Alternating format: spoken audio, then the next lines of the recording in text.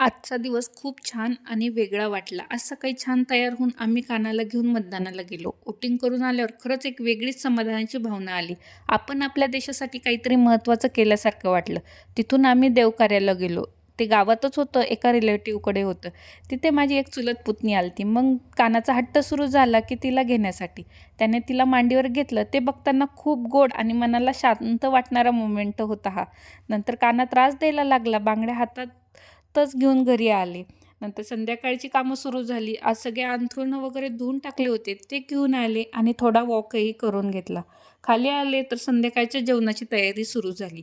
मग काय कानाचं मध्ये-मध्ये करणं काही संपत नाही आणि मीही करून देत असते. कारण की हट्ट ते नाही करणार तर कोण करणार?